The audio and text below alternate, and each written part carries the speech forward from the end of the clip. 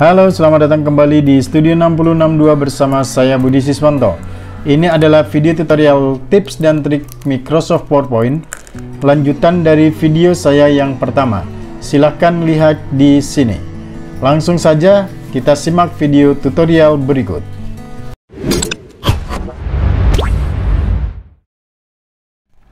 Custom shape digunakan untuk mengubah objek dari bentuk asalnya. Secara default, PowerPoint hanya bisa menggunakan titik berwarna oranye itu ke kiri dan ke kanan seperti ini. Tetapi, kalau kita menggunakan custom shape, kita bisa mengubah dengan variasi yang lebih banyak.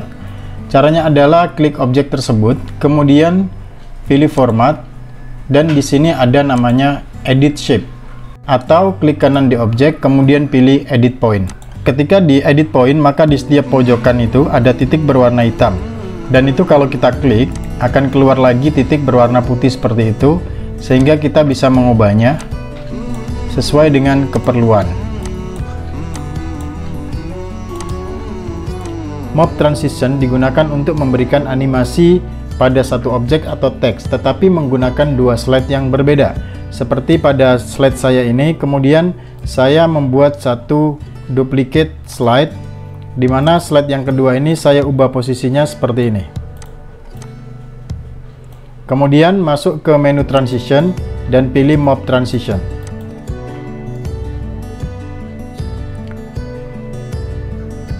Variasi lain juga kita bisa gunakan dengan pola seperti ini. Jadi ini ada satu objek, kemudian saya duplicate, dan selanjutnya objek ini saya pindah ke sebelah kanan, dan saya klik mob transition. Maka pergerakan itu nampak pada slide pertama di sebelah kiri dan slide kedua di sebelah kanan. Kita juga bisa menggunakan perubahan dari objek berwarna bulat kepada objek berbentuk lain. Saya delete yang ini dulu, kemudian saya ganti menjadi objek segitiga contohnya dengan warna yang lain. Jadi sebelum melakukan mob transition untuk perubahan objek, yang harus kita lakukan adalah mengubah namanya terlebih dahulu. Pertama, di objek pertama kita aktifkan, kemudian pilih arrange dan pilih selection pane. Ini untuk mengubah objeknya. Objek ini bernama oval 2. Jadi kita rename dulu dengan cara double klik, kita kasih nama tanda seru 2, dan selanjutnya kasih nama shape. Begitu juga dengan shape yang kedua, kita rename, double klik, kemudian rename, tanda seru 2, dan kasih nama shape. Jika kita berikan shape transition, maka dia akan ada perubahan seperti ini. Kita ulangi.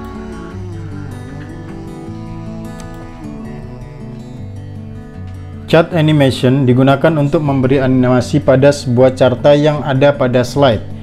Oke, saya akan masukkan satu bentuk carta seperti ini. Ini sebagai contohnya. Biasanya kalau kita memberi animasi dengan masuk ke menu animation, kemudian fly in, dia akan masuk langsung sekaligus bareng kan. Tetapi sebenarnya kita bisa memberi animasi setiap carta yang ada di sini sebagai berikut. Aktifkan pada carta tersebut, kemudian pilih effect option, dan di sini pilih contohnya one object. Berarti dia satu kali langsung masuk semuanya. Kalau kita pilih by series, maka dia akan masuk per warna, atau kita juga bisa memilih by categories. Jadi akan masuk setiap kategori, dan selanjutnya di situ juga ada elemen ataupun elemen kategori. Jadi kalau kita slideshow-kan seperti ini, dia akan masuk satu persatu sesuai dengan klik pada mouse.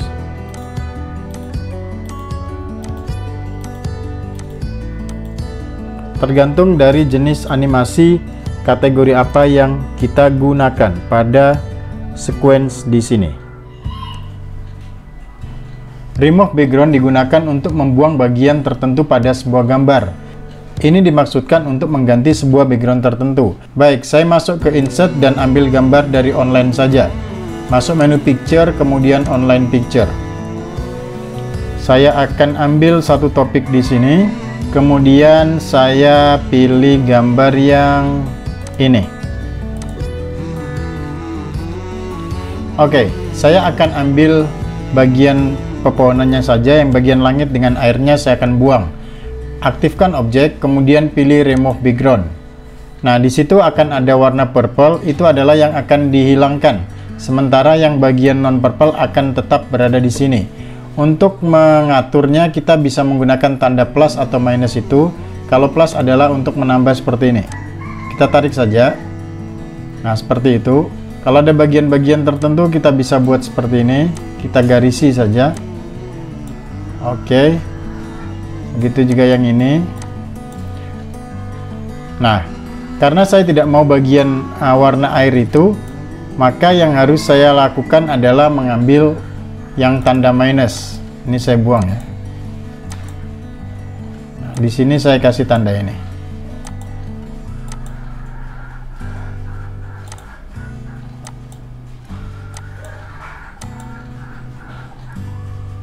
Oke, kira-kira seperti ini.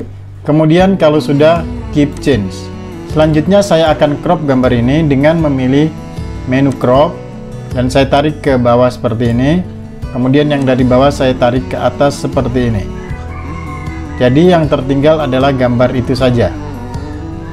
Selanjutnya klik crop. Maka kita sudah mendapatkan bagian tertentu dari gambar ini. Dan yang selanjutnya adalah layering. Layering digunakan untuk mengatur posisi gambar bagian atas dan bagian bawah. Walaupun kita bisa flip dengan memilih bring to front atau send to back, kita itu disebut sebagai layer ya. Jadi saya akan ambil satu gambar lagi, kemudian saya pilih insert picture dan online picture. Saya akan ambil di vacation yang tadi.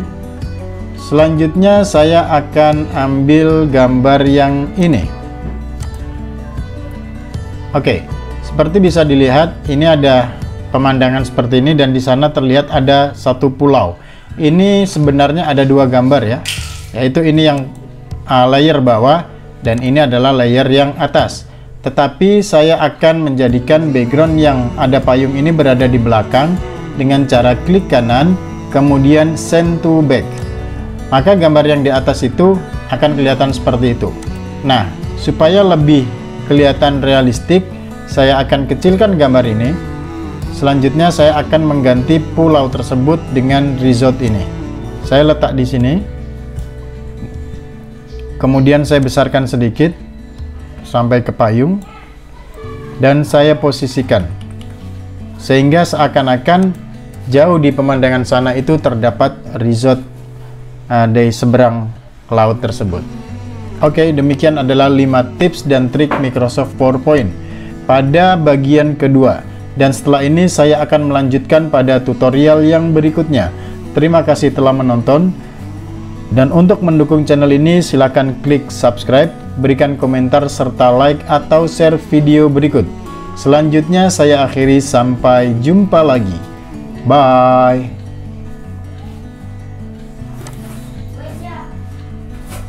Dah.